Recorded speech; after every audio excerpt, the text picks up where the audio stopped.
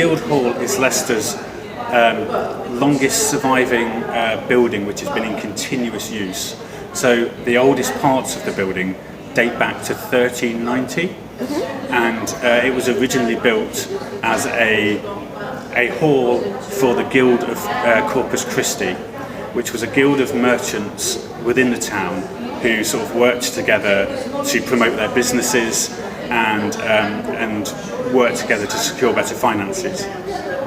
The hall over the centuries grew and grew, and at points it's become the town hall. It was the town's first prison and first police station. It's thought that William Shakespeare performed at the Guildhall, and that even Parliament once sat at the Guildhall.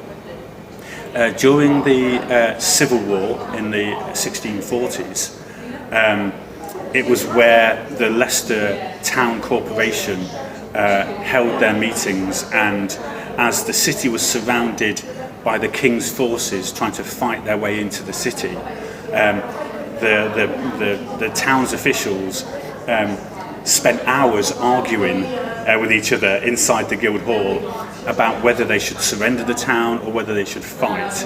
And they took so long that the king got fed up, so he just started shooting cannons anyway and sort of took the decision out of their hands.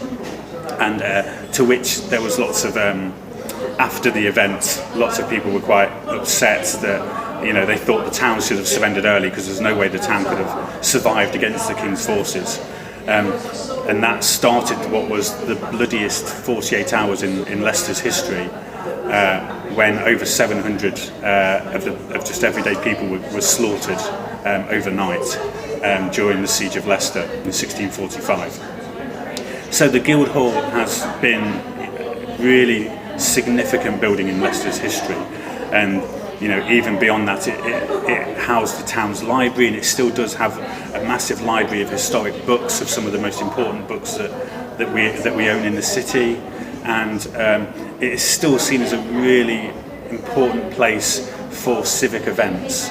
And so, and you know, up until recently, you know, you can now even get married there. And I've got friends that have been married here, and it is an amazing building because it's still got all the timber frames, and it's still got all the medieval features, and it even apparently has some ghosts.